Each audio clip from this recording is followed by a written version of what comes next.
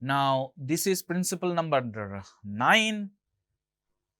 What is the principle? Very interesting. Prices rise when the government prints too much money. When I was a kid, I used to think that if government has the control of printing money, why don't government prints too much of money and pay the loan or anything that has taken from abroad? And why don't government print too much of money and give it to all of us so that we can enjoy our life, isn't it? See, if too much money is given to us, then we all will be able to buy things. That is what we used to think at our childhood, without knowing any economic implication of printing too much of money. But then when I started reading economics, what I realized that if you print too much of money, then those money will come either to you or to me or person X, Y and Z, right? So that means people will have lot of money, that means people will have lot of purchasing power. But country has a limited capacity to produce goods and services, right?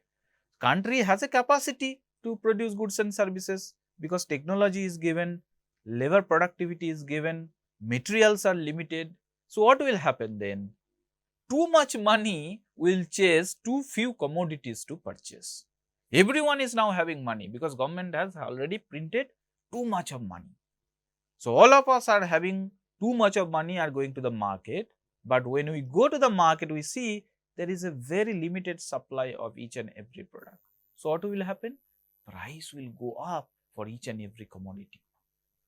Okay. So price level will go up, which is known as inflation. So too much of money, if it is printed, then that will lead to inflation. Okay. What is inflation? Increase in the general level of price. Please keep in mind that when we say inflation, it is a general price level or price index. We will be discussing in detail. As I said, these are all principles and we will come back and discuss each and every principles in detail. For the timing, we have to keep in mind that inflation means rise in general price level. Okay.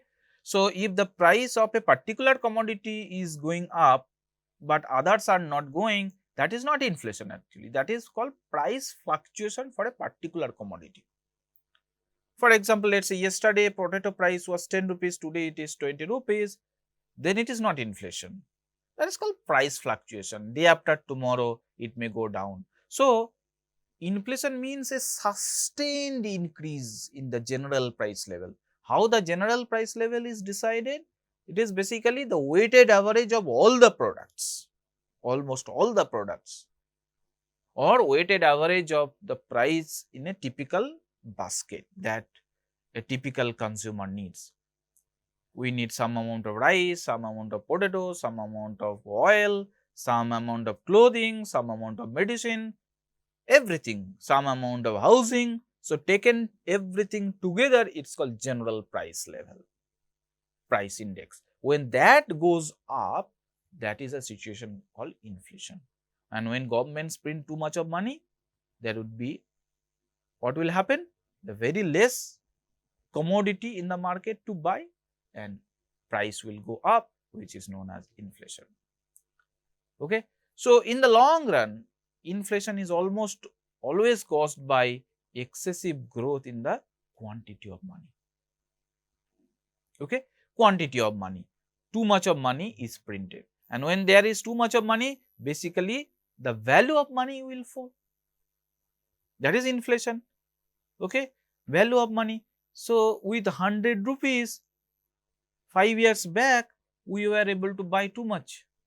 But in today, same thing we are buying by spending 500 rupees.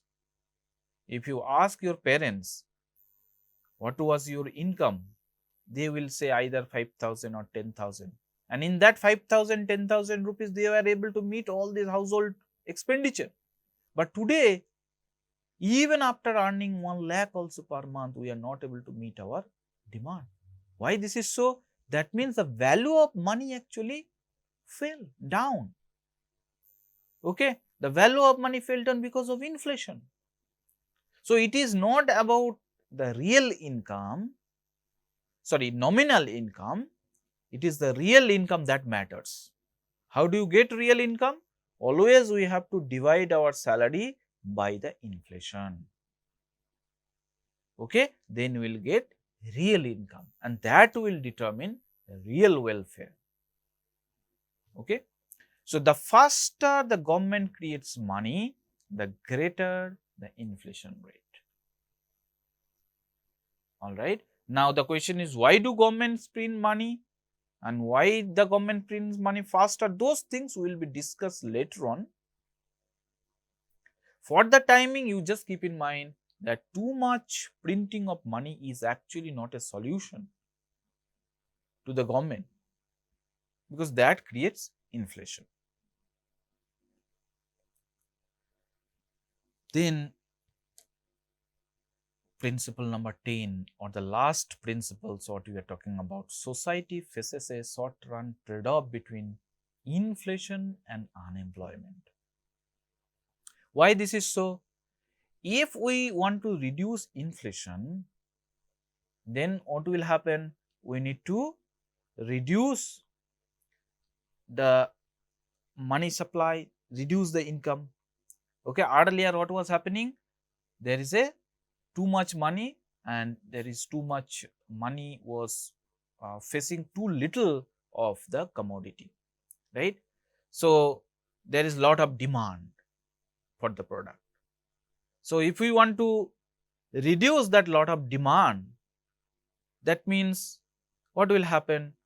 That will lead to unemployment of the people, because more demand means more production of goods and services, more people will be employed. So demand push inflation, that is called demand push inflation. If we want to reduce that, people will get unemployed. So there is a trade-off between inflation and unemployment. If we have to have employment, some amount of inflation is necessary. Some amount of inflation is necessary. The moment we produce, people will have income and they will demand for other products. And if the economy cannot adjust to that increased demand, then there would be inflation. So in the short run, maybe in 1 or 2 years, many economic policies push inflation and unemployment in the opposite direction in the short run, right? Other factors can make this trade-off more or less favorable, but the trade-off is always there, inflation and unemployment trade-off. We have to keep in mind that some amount of inflation is actually healthy for the economy. So if the inflation goes down, down and down, very low or negative inflation is actually bad. That means no one is doing any economic activity. Neither production nor consumption is happening in that particular situation, which is a bad state of affair for the economy. That is why some amount of inflation is always required to make the economy, keep the economy going and make it healthy. There is always a trade-off, at least in the short run. Okay, at least in the short run.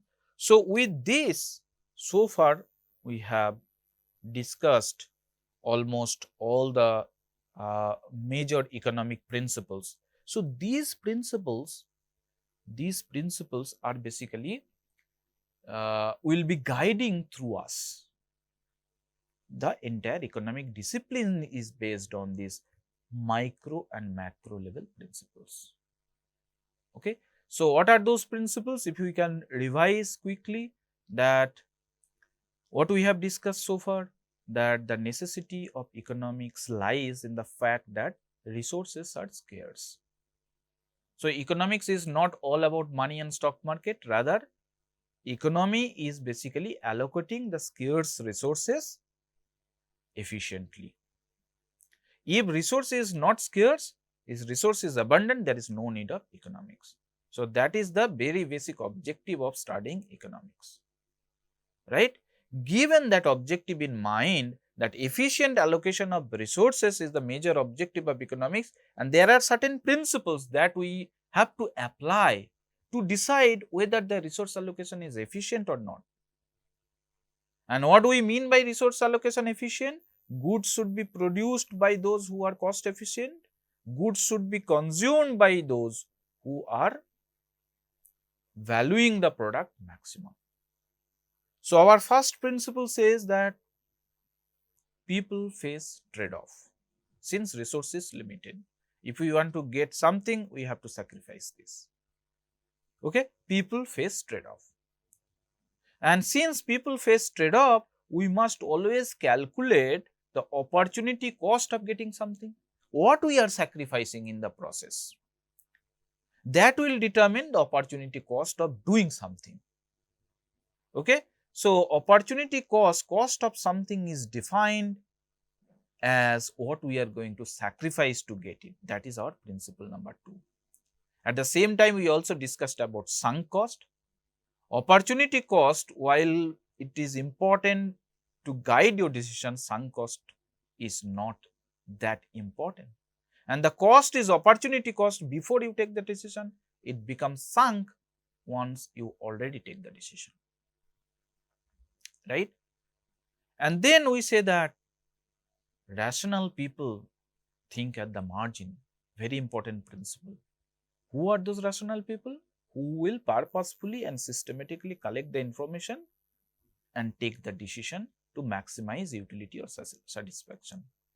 And the rational individual think at the margin means at the margin the individual will think what is the marginal cost of doing something, what is the marginal benefit of doing something.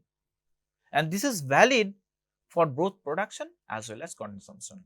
When the firm is thinking whether to produce extra output or not, the firm is thinking what is the cost associated to that extra output, what is the benefit associated with that extra output. So, marginal benefit or marginal cost. Sometimes marginal benefit is referred to as marginal revenue. Because what is the benefit? Benefit is decided if I produce one extra output, the price of that output will be the benefit, and that is nothing but marginal revenue. How much additional I am going to add to my total revenue already earned. So, as long as marginal revenue is higher than marginal cost, the firm will keep on producing, and the optimal production is decided where marginal revenue is equals to marginal cost. This is very important principle, equalizing marginal benefit with marginal cost. That is the single most important objective of almost all the economic agents. We have to very clearly keep in mind equating marginal revenue with marginal cost. Then we have also learned that rational people respond to incentives. Okay, to achieve something desirable, policymakers sometimes they give incentives, either in the form of reward or in the form of a punishment. Okay, so reward means we can say that, let us say if you do go for vaccination, I will give you subsidy. That is another incentive. Okay, that is the incentive given to the producer, to the consumer to go for more and more vaccination. Similarly, if tax is imposed on pollution making commodities, then there is a that incentive, that is a punishment. So, cost of production will increase and the farm will produce less. So, either way, incentive is basically indicates punishment as well as reward. And when it is given, rational people will respond to that. When tax is imposed on cigarette smoking, as we have discussed, the teen smoking will fall because others are already addicted to it, and when the addicted individuals cannot change their behavior. Okay, so that is also we have learned. And then we said that trade actually makes everyone better off. Trade makes everyone better off. That means in our society, if we look at, instead of being self-sufficient, instead of doing all our works on our own, we try to specialize in a particular area where we have expertise. A teacher is specializing in teaching and research, a barber specializes in haircuts, a cook specializing in cooking, driver specializing in driving, so on and so forth. And then we interact with each other. We buy some goods and services from others. We supply some goods and services in return. And that way, we all are better off. Why this is so? Because being self-sufficient is very costly. If I start producing or preparing my own food, that will require lot of my time. And that same time, if I invest in teaching and research, I can generate lot of income by which I can easily buy my food. Similarly, a barber, instead of instead of doing the teaching and research also, the barber can actually specialize in the haircut and other activities and salon. That way the barber will generate income by which he can buy the services from me as a teacher, the services from a tailor, the goods from a farmer, so on and so forth. So, trade or exchange makes everyone better off. Individuals, they try to specialize in a particular area instead of being self-sufficient. Okay. Then we have also learned that market is usually a good way of organizing economic activity.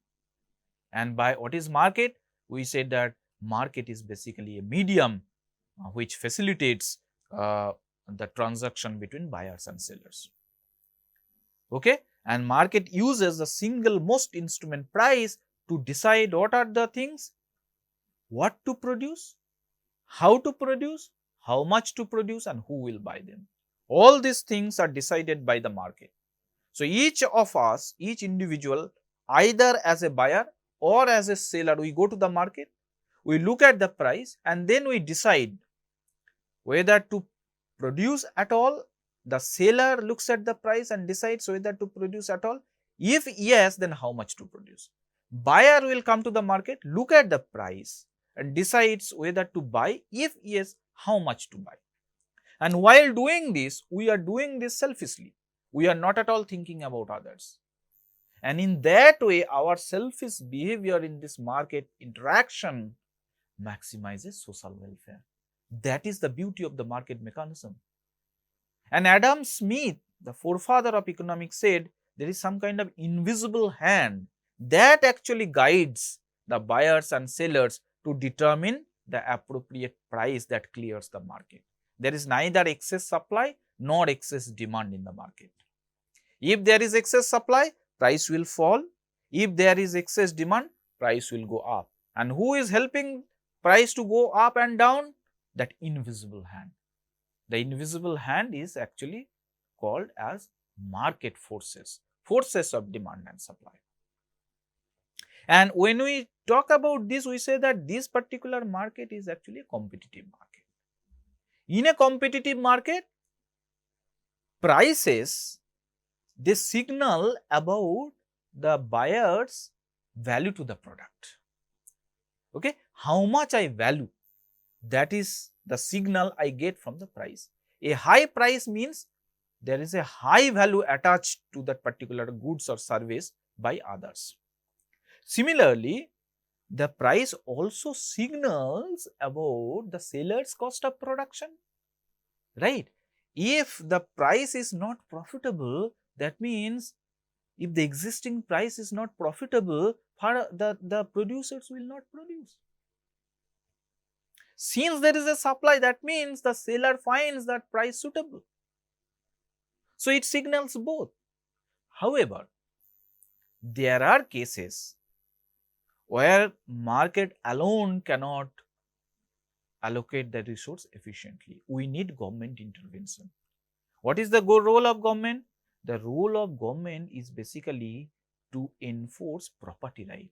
In all these transactions, both the buyers and the sellers, they need some kind of assurance that if I buy something that would be my own, no one will come and steal this product. If I produce this, then I alone will be able to supply and get the money. Okay, so I am not afraid that someone will steal. There is no risk that someone will steal my product. So my product would be stolen. That kind of risk is not there. That is where you see in the economy, in the market, transaction is going on. There are a lot of buyers, lot of suppliers. There are shops where we go and buy product and we pay for it. We don't even think what will happen if we go buy and come out from the shop without paying, because the property right is given to the shop owner. Who has given that? Government, by enforcing law and order, by its police mechanism, by the court system. Police will catch you, they will punish you. Okay, so government's role first of all is to ensure law and order and provide property rights to all these economic agents so that they feel safe about their product. There is no risk that the product would be stolen. There are two other contexts where market actually fails to allocate resource efficiently.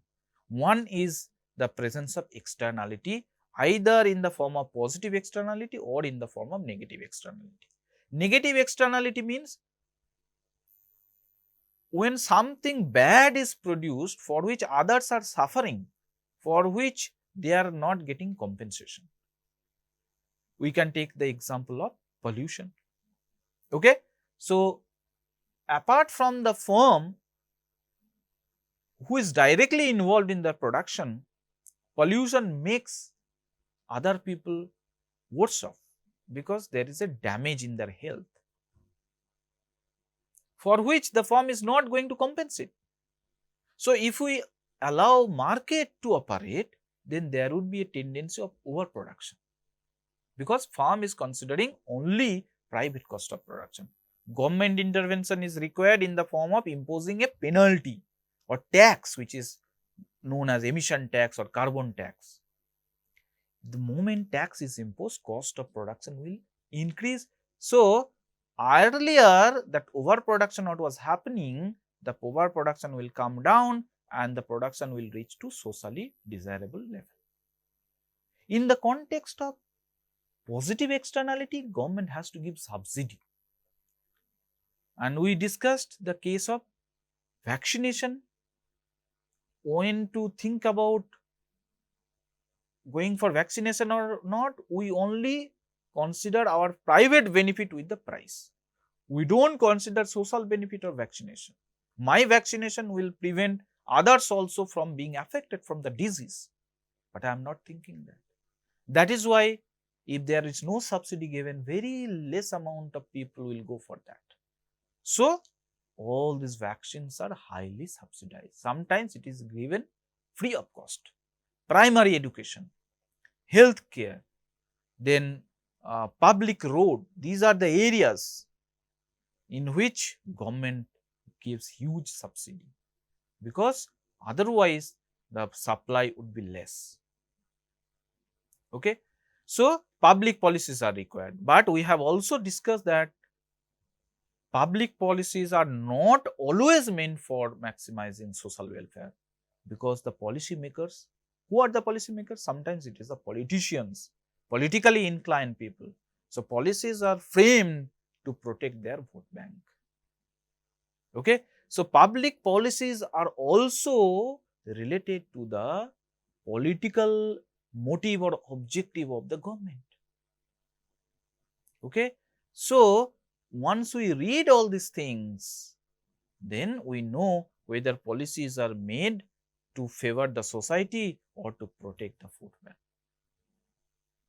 Okay, and then we have also discussed some principles which we said that macroeconomic principle to understand how the economy as a whole work, and we said that the standard of living of a country depends on country's ability to produce goods and services, and that in turn depends on the labor productivity of the labor in that particular country.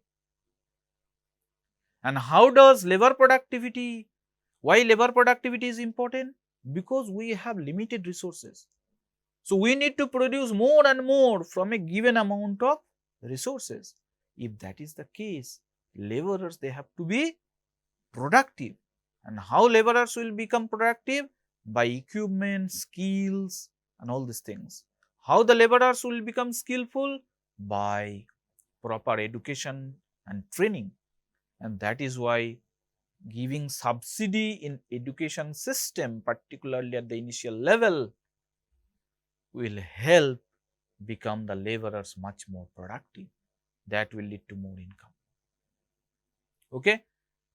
And then that is why, since labor productivity varies across the countries, we see that there are countries where standard of living is so high. When we compare the standard of living for, let's say, countries like the United States, UK, Canada, France, Japan, their laborers are highly productive. That is why they have lot of income. That is why standard of living is very high. The standard of living can improve for a particular country over a period of time. Okay?